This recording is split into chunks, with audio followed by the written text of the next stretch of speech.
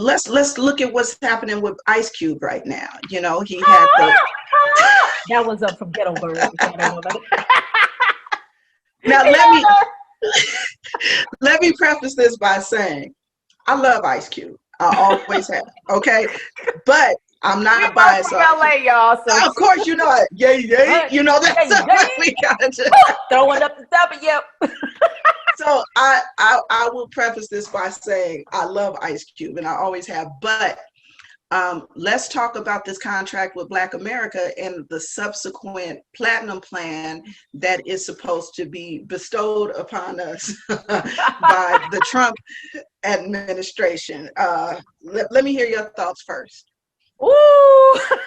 First of all, I need to say, whistle down the street to my homie like a bird, bust a U, turn back and get served. that's like one of my, okay, anyway.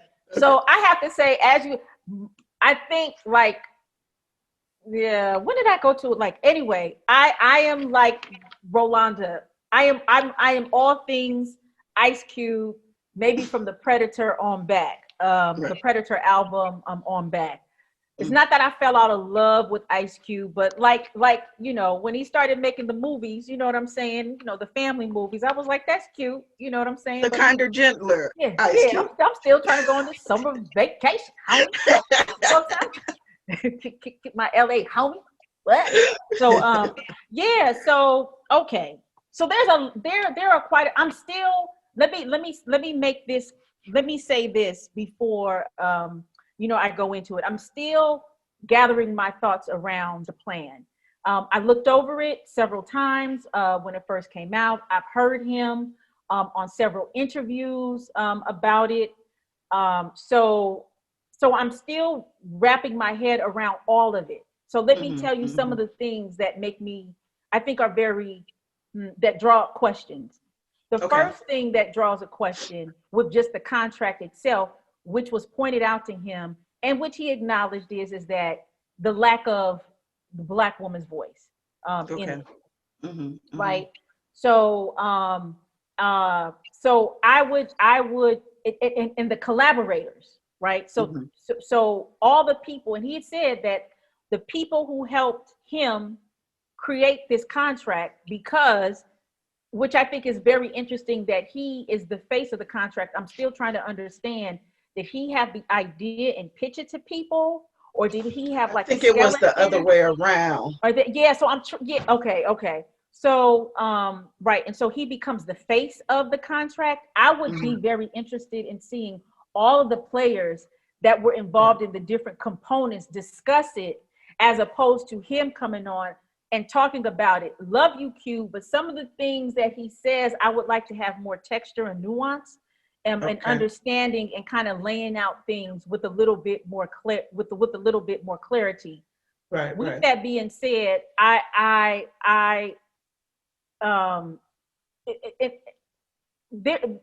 so with that being said, I am very hypercritical of just celebrities, because I always think that they could be doing more. Right. I don't know what Ice Cube has done for communities, Black communities, up until this point, other than produce, you know what I'm saying, some really good albums back in the 90s, you know what I'm saying, in early 2000s, which to me makes me pause, because he had some brilliant stuff that critiqued the government, that critiqued the system. He lives a fabulous, nice life. And then when shit cracks up, he wants to come out and have this contract for Black America. And then, it's like, yeah, you guys, I want this support, or blah, blah, blah. You know what I'm saying? I'm putting some things out there, but I'm not knocking it. So these are the reservations that I had, and kind of seeing all of this. And also understanding how it is evolving. I saw that he had a meeting with a couple of another man, about the contract, but I'm really interested in its evolution with that.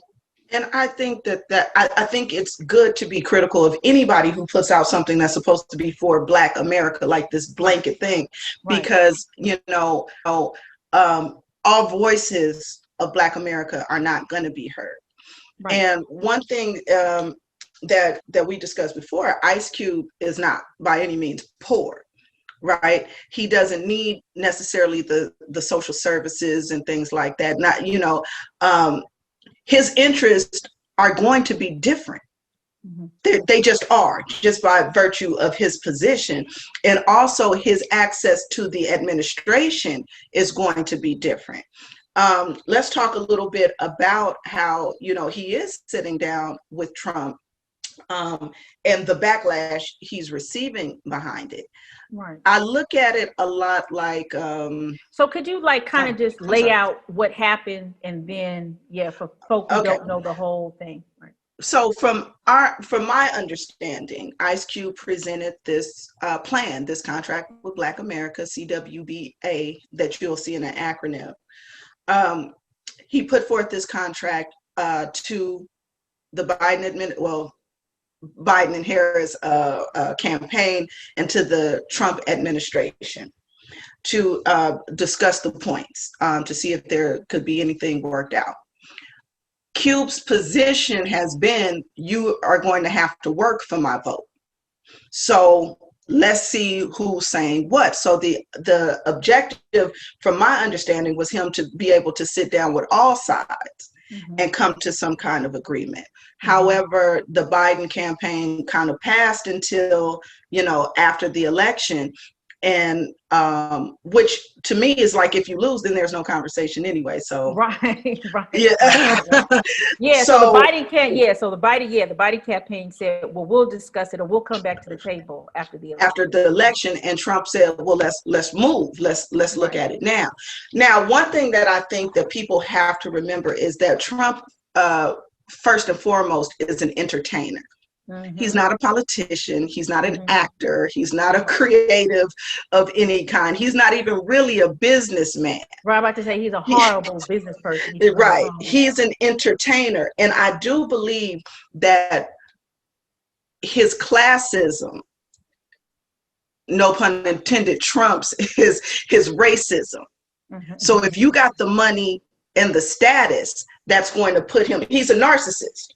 Right, first and foremost. So whatever he has to do to be put in the forefront in a positive light, he's going to do it, even if he has to use rappers or Black people or HBCUs to do it. Or rednecks, or whoever it is, right? Wolverine Watchmen, he'll use whomever he needs. And in order to have power too, in order to place himself in power. Exactly. But we cannot ever forget, Bill Clinton did the same thing when he went on the Arsenio Hall show playing the saxophone and shit. When Hillary Clinton got on her shit with the hot sauce in her bag, that shit was offensive. Let's keep that all the way funky. That was offensive. Right. That was offensive. They all pander to Barack Obama with his all his pictures of Beyonce and Jay-Z and them doing work together. They were singing all Al Green. Well, that was it. It's all have a great voice, Obama. Your voice is lovely. But it's all political theater, right? It's all of them being used. And I look at it like when we first started hating Kanye for talking to Trump, okay? When everybody got on Kanye's ass about meeting with Trump. But I had to think about this. Let's think of this as regular people for a second. You have Kanye West. You have Barack Obama, who called him a jackass on national TV because of let's think about because this. Of jumping on the stage. Jumping on the stage. You have the first Black president of the United States call you by name a jackass. I wouldn't be feeling Barack Obama under no circumstances after that. Right. Even and look, let me add this on this. I'm sorry, Rolanda, and I'm gonna let you talk. I apologize. Even before that, Kanye has the reputation of getting, remember, it was the aid for Hurricane Katrina, and he was like, Bush don't like Black people. That was like the bomb drop. Everybody was like, oh, Kanye. Right. So he called out a president's straight up racism and neglect of people. Right. And that was how we first started seeing Kanye as this, I don't want to call him a political figure because that's not what it, but this voice Right. of a generation, right? That's when we started kind of looking at him in that way. So, and I say that to say, so when Trump would entertain an audience with Kanye West as president, it made sense to me. He wasn't going to be able to sit down with Barack Obama, even if he's crazy or bipolar or whatever. He wasn't going to be able to have an audience with Barack Obama or Michelle Obama. However, he and his wife were able to get an audience with Trump. Whatever it was, they were able to get what they needed. It might not have been what we needed, but it was what they needed at the time, and he indulged that. I think you're seeing the same thing with Ice Cube right now. He gave it like, whoever, I got this for everybody. I got some for everybody. You just tell me who wants it. And Biden was like, fuck you. Until after, let's see if I win first, because I'm not even going to entertain it. And we also have to remember that Biden has not been solid on his position on Black Lives Matter. So we have to remember these things. To me, he has a very harmful position in terms of legalizing marijuana or not legalizing marijuana. Now, Kamala Harris said in the debate that they were going to legalize marijuana. Okay, she said that. I never heard Biden say it, but she did say it in no uncertain terms during the debate. However, we've seen Biden and Harris do tremendous harm to the Black community in the past. Right. We've seen it charges specifically. Exactly. So we've seen how they play as well. So to consider, to say that one is going to have a better position over the other, I'm nonpartisan. I'm not a Democrat or a Republican. Like anybody else, I'm going to vote in my best interest, in the best interest of my family and my people. Right.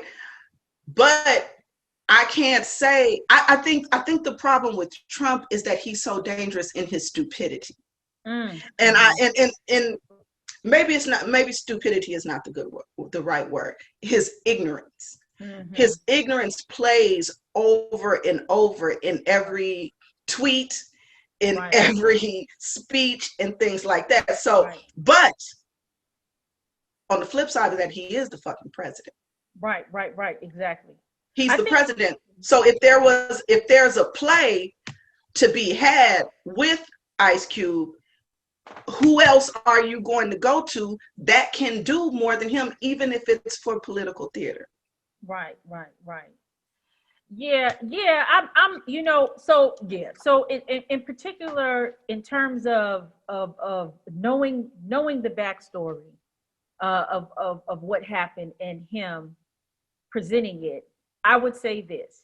I think that the Trump. So this is I've always say this is that I think we give too much kind of energy and credit to Trump and not to his handlers. Whoever his handlers are, thank you. They do an excellent job. Okay, because those are the people that are actually running the administration and not Trump. Trump is just getting really bad tans and spray tans and all this other stuff. He's the figurehead. Yes, he is totally the figurehead. Maybe Ivanka Trump is the president. So, that's one thing I have to say about that. But I would say that I think the Trump presidency or the Trump campaign administration did what it always does. Did the same thing with the HBCU presidents, did the same thing with Steve Harvey, we're going to do the same thing Eddie did with Kanye West. All this kind of dick politic is making me sick. But anyway, it invites them in and says that they're very interested. Then, people bring their stuff or whatever it is. But when the Trump gets whatever it is that the Trump wants, then they discard the person. Right. And I think that is going to play out in the Trump administration. It would be the consistent thing that Trump does. However, there is a fight over the stimulus right now because Trump wants to pass a $1.8 billion stimulus, Mitch McConnell does not, and the Republicans do not want to do that. So that's a whole other thing. Trump got to do it to get reelected. Yeah, Trump has got to do it to reelect it. And this is Trump being Trump. He don't care about nobody, right? And that's the point, right? You know what I'm saying? Like, he did that to their own Republicans. He talking about people's wives. He's doing all this stuff like that. You know what I'm saying? You got an ugly wife, and then he's like, and kiss the pinky ring. You know what I'm saying? Right. So, yeah. So I'm sorry. Go ahead. No, so I would say that, and I think also the Biden-Harris campaign did exactly what Democrats have been doing to Black folk, is egging them. You know what I'm saying? Exactly. Wait, no. After, like I said, Clyburn handed Biden the Black vote in South Carolina, it has been the Black vote since. And really, even though that there is a Lift Every Voice the Lift Every Voice plan for Black America, which is the Biden one, which I think is I'm offended by that. Why does it have to? Why are you taking Black culture? Because the Platinum Plan is also a play. You know what I'm saying? It's a play on hip hop culture, right? I didn't even want to call it that. Yeah. So it's this, like, you know what I'm saying? And then you have the hip hop rapper come, so pull that out. But they did exactly what they've been doing to Black folk. They expect everything, but give very little, if they give anything at all, or just give you enough to survive in order to make it to the ballot and vote for them. And then, it's just like a bad transaction between a sex worker and a John. And that's where we're at now with it, with Ice Cube in particular. Like people say, this is chestnut checkers. I think Ice Cube is playing the hand that he is dealt. I think he would have met with Biden if that would have been presented as an option. However, it was not. I think the same way that people are saying Ice Cube is being used as a pawn, they've all been.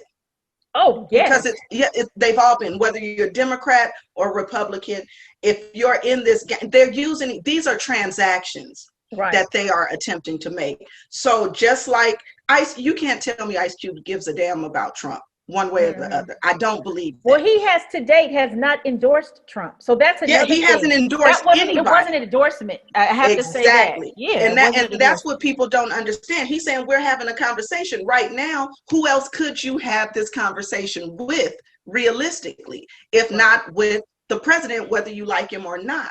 Right. There's nobody else to have the conversation with. Well, I think there's a lot of people that they could have a conversation. Well, no, that can push it through. You see what I'm saying?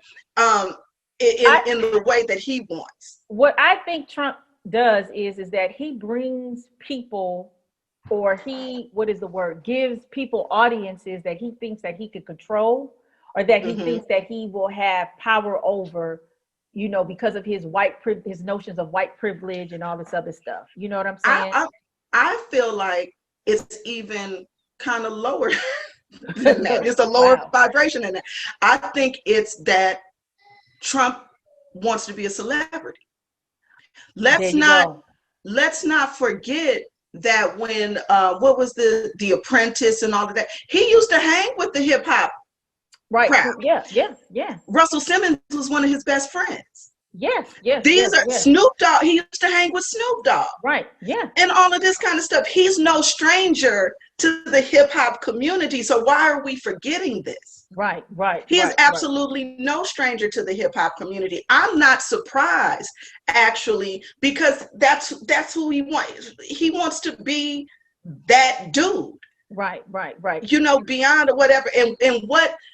In what world is being that dude? Like, the president is ultimately that dude. Right. Yeah. You see what I'm saying? So I think that it's not even an issue of, being you. I think that this was always who Trump was. This is what he's always done. Right. You know what I mean? So it's whoever. I think he likes Ice Cube because he hip. You know Right, what I'm right, saying? right. And And this he is knows another the thing. name. Right. And I'm not a, I don't follow the entertainment business of things as I used to as a Mhm. journalist, but I'm pretty sure Ice Cube really wasn't the type of dude to kick it with Trump, which to No, me, I don't think he was there, either, and I yeah, don't think he's trying to kick it with him now. oh, he's definitely not trying to kick it with him at all. You Right. see, Ice Cube look like he is in the zone. He growing out his beard. He got a Sufi beard.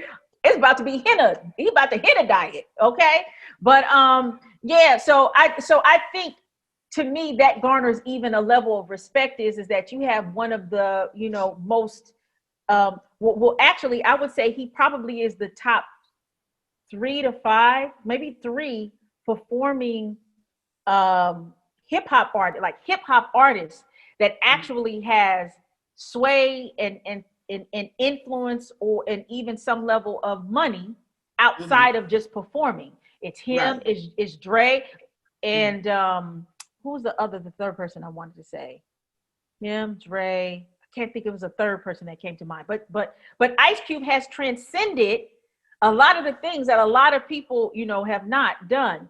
Mhm. However, I would like to see like moving forward. So this is the thing that I have. Well, one, I don't think Ice Cube is a coon. Ice Cube was saying shit that people did not want to say and still would not say. Let me see. We 45. Happy belated birthday, by the way, Rolanda. We Thank you, Sister 45. Pearl. They've been saying it for what, 30 years or something like Yeah. that. You know what I mean? So Mhm. he's been having a controversial, he's been pushing against the system. Now, albeit, I gotta, there have been some things along the way, like West Coast Cam came and served him a couple of Diddy bops, couple of big binks, and some other things that happened. But that's just whole street hood stuff. Right. The problem that, and so I don't think he's a coon. Mhm. The problem that I have is in this climate is how we dismiss people so fast. Uh-oh, we lost Rolanda. I don't know if her phone died or her thing froze. So so I want to say this. My Rolanda left. So I want to say this is that this cancel culture that we have, and I'm going to wrap this up. In this cancel culture that we have, we are so quick to dismiss and eliminate people who might be critical in our evolution, in our development, in our political power. So we should not be so quick to dismiss Ice Cube or anybody else. Rolanda? Yeah, I'm here. My thing went out just. Okay, okay. So I'm holding it down. I'm holding it down while you here. So, oh, here we go. So, oh, there we go. Okay. Okay. So I was saying this. Oh, thank you. I'm so glad. So I was like, oh, okay. So I was saying in all of this, I would say the biggest problem that I have is the cancel culture sentiment that goes around people who are attempting to move and push the Black agenda, an agenda forward. And so that is to me one of the most dangerous um, energies around this particular issue that we have. Yeah. Yeah, and I think the point is, I mean, this is very new for us in terms of this cancel culture, right? Right. This so whenever we have a viewpoint that somebody doesn't like, it's not just we're gonna cancel them, or we just don't like it. We're going to destroy them, in whichever, financially, we're going Right. to take away their job opportunities. We're going to do all of these things when it's something that you really don't like. And I would even argue it's not even something that you really give a shit about in real life, right? Let's keep it all the way Right. real. Yeah. You people say, I'll cancel them. The person will go out of job. You'll forget you ever even said it. You would Mhm. forget that you even did anything about it, because let's be real, this is not really important to most people. If Ice Cube does get this contract with Black America, get this platinum plan or whatever, it'll benefit who it benefits, and then they'll sing his praises. If it doesn't, nothing's really going to change. Nothing is going to change if they don't implement it at all. If Trump uses them, it doesn't mean anything for our lives. It doesn't mean that anything is going to change. So what is the damage?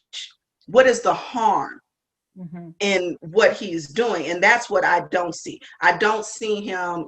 Now, when Kanye West, on the other hand, when he came out and he was talking about slavery and all of these other things, it could be damaging in terms of people's interpretation of what he's saying about how they feel about self. I still don't think that he was doing harm to people because his political stance is different, but I can see how they would be up in arms about it. Maybe not so far as to call him names, call him coons and all of this type of stuff, but I can kind of understand a feeling about it. I don't really understand the feeling about this. Joe Biden can't do anything right now. There's nothing that he can do in terms of this, what Cuba is trying to put forward. He can't legalize marijuana. He can't do shit right now, but whatever he can do for his state. So to put us in this false position, like this contract or this meeting with Trump will do anything to us personally at this point is false. It can't do anything. It's just a piece of paper. They're going to read it. They're going to talk about it. Either they're going to put some money into it or they're not. If they put money into it, I'm going to try to get the money. I got businesses that I'm trying to start. You know what I'm saying? And if they don't get it, my position won't be any different than it was. And that's how I feel about it. I'm not a Trump supporter by any means. I feel like Trump is dangerous in a lot of ways, especially but primarily for international relations. I think Trump is very dangerous. Yeah, which is something we definitely need to cover. We need to look at Trump from the outside in, right? Because the way the world looks at the United States, I mean, it's like, like that's where we're in trouble with Trump. His international policies are shit. He doesn't understand other countries. He doesn't understand other cultures. And he doesn't want to. And he doesn't want to. I would say that he's probably more xenophobic than he is racist. And above it all, it's the money that he's looking at. I don't think he cares what color you are if the money is looking good. Yeah, because money equates to power to him. Right. All right. So, okay, final thoughts. I will say just a little something and I will leave the final word for you. Is that just ending up what I would like to see. I think right now I think where we are now is that we are in a state where everything is being done, everything is being dismantled and being rebuilt. So what we thought or saw as politics of 2019 and before is not going to be how politics and just the order of the day from 2020 now. And in knowing that we have got to, I think, get away from these old kind of like understandings of what it is and how it moves. With that being, so with that being said, if a Trump can run, then we got to make room for other people. You know what I'm saying? Ice Cube for the governor of California. You know Why not? Why not? Arnold Schwarzenegger was. Well, I'm going to tell you a very real and honest story, a very, very short story. One of the last interviews that I did when I was in Los Angeles was with Johnny Cochran, the lawyer, right? Right. So 2 things I need to say, I'll put this on record, is one, Johnny Cochran, according to him, as he told me, the O.J. Simpson case was not his hallmark case. His hallmark case was getting Geronimo G. Jaga Pratt out of jail for after I think like 27 years. He worked for this man pro bono. And this is Johnny Cochran telling me in his house, I think his house was somewhere by the amphitheater. Okay. But if I could remember, he's telling me that it was in defending or working pro bono for Geronimo G. Jaga Pratt, who was Tupac's godfather. Right. Okay. So Geronimo G. Jaga Pratt was a Black Panther involved, and he was set up and framed. He went to jail for 27 years. He was released. He died within less than maybe 10 years of him being released. But this is when Johnny Cochran begins to find out about how serious intelligence agencies are. He was tapped. He said his office was tapped. His car was tapped. His house was tapped. and everything. So he begins to find out about the seriousness of what that looks like. 100% respect that. We got on the whole topic of Tupac, right? Tupac being Geronimo G. Jacob Pratt's godson. Geronimo, who's now an ancestor, tells Tupac, go to Johnny Cochran. He'll help you out. Because at this time, Johnny Cochran was in this really kind of this legal issue with Outkast. You remember Outkast had a song called Rosa Parks? Yes. And then Rosa Parks, they came out, you just destroyed my name, right? And so all that stuff like that. Okay, anyway. So what he said is that Tupac came to him to get out of the contracts that he had with Death Row and Suge Knight. And he wanted to get out of all of these binding contracts that he had and actually move away from the entertainment industry. Here we go.